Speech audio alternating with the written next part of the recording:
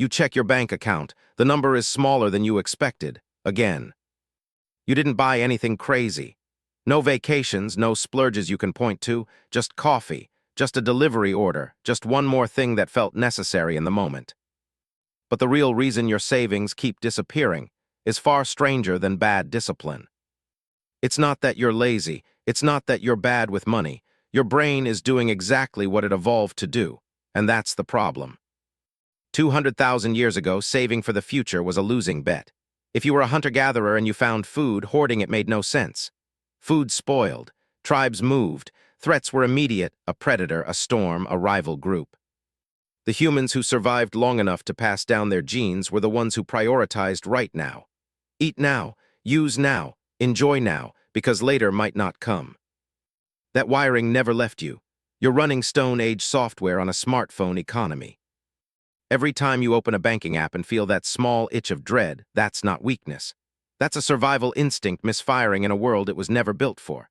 Your brain still treats a delayed reward, money sitting untouched in a savings account, as almost imaginary. It's not real to you the way a new pair of shoes is real, or the way a warm meal delivered to your door is real. Psychologists call this present bias.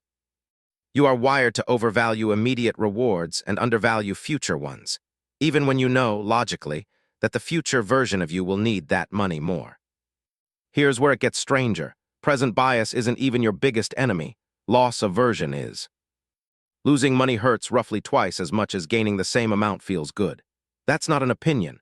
That's a measurable pattern in how your brain processes financial pain.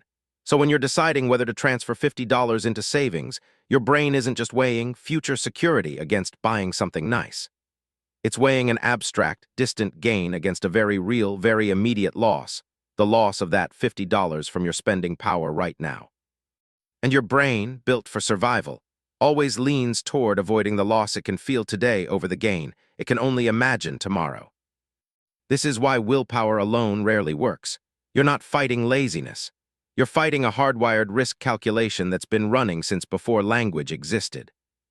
There's a related trick your brain plays on you, one most people never notice. It's called mental accounting. Your brain doesn't treat all money the same, even though a dollar is a dollar no matter where it comes from. A tax refund feels like bonus money, so it gets spent looser than your paycheck. A gift card feels like not real money, so you'll buy things with it you'd never buy with cash. Even the money sitting in your checking account feels different from the identical amount sitting in savings, even though moving it between the two takes 10 seconds. Your brain builds invisible little boxes around money based on where it came from and where it's sitting, and each box gets its own emotional rules. This is exactly why a bonus disappears in a weekend while your regular paycheck feels tight all month. It was never about the amount. It was about which mental box the money landed in. Now add a modern twist your ancestors never had to deal with: frictionless spending. For most of human history, spending money required effort. You walked to a market. You counted coins. You watched your hand physically hand over something of value. That friction was a built-in pause, a moment where your brain could catch up with the decision. Today, that pause is gone. One tap. No cash to count, no coins to feel leaving your hand, just a number on a screen that quietly gets smaller. Companies didn't remove that friction by accident. They removed it because friction is the enemy of impulse spending, and impulse spending is the engine of modern commerce. Your brain, still running on instincts built for a world of physical scarcity, isn't equipped to register a tap on a screen as a real loss. So it doesn't trigger the same resistance a handful of cash once did. You spend faster than you can feel it. There's a chemical layer to this too, and it's not what most people assume. You might think spending money feels good because you get the item, but the dopamine hit actually arrives earlier than that, in the anticipation, in the moment right before you buy. Your brain releases dopamine in response to the prediction of a reward, not just the reward itself.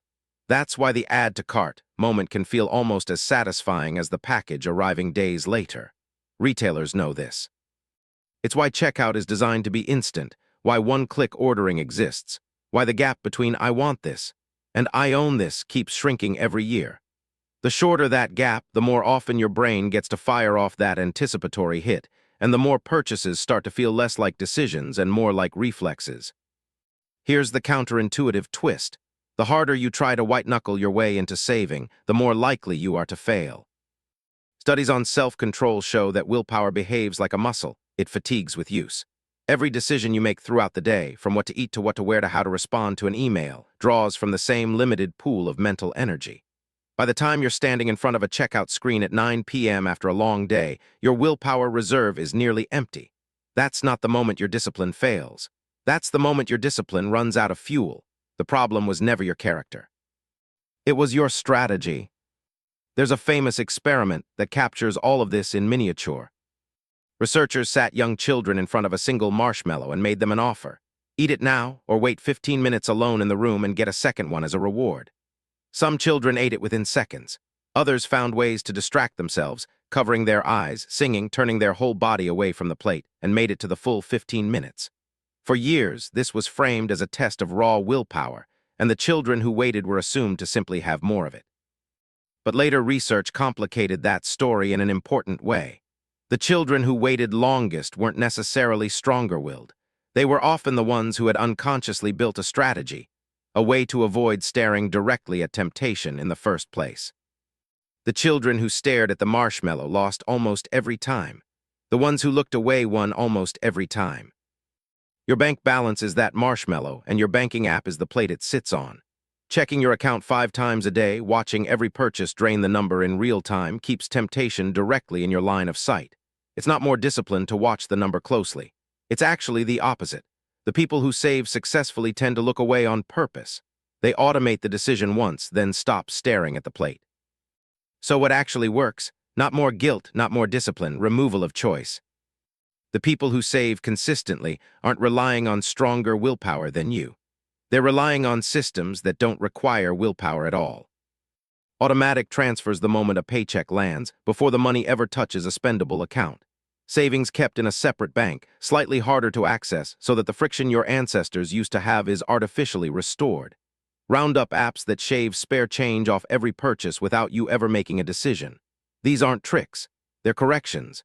They're patches for software that was never designed to handle delayed gratification at scale. There's another piece of this that rarely gets mentioned: identity. Every purchase you make, big or small, quietly reinforces a story you're telling yourself about who you are. Buy the impulse item and you're reinforcing, I am someone who deserves comfort right now. Skip it and transfer the money instead, and you're reinforcing, I am someone who protects my future. Neither story is morally superior, but only one of them compounds. And here's the part that should genuinely surprise you: the compounding isn't just financial. It's psychological. Each time you choose the future version of yourself over the present impulse, that choice gets slightly easier next time. Neuroscientists call this habit consolidation. Your brain is quite literally rewiring itself, one small decision at a time, toward whichever identity you keep feeding it.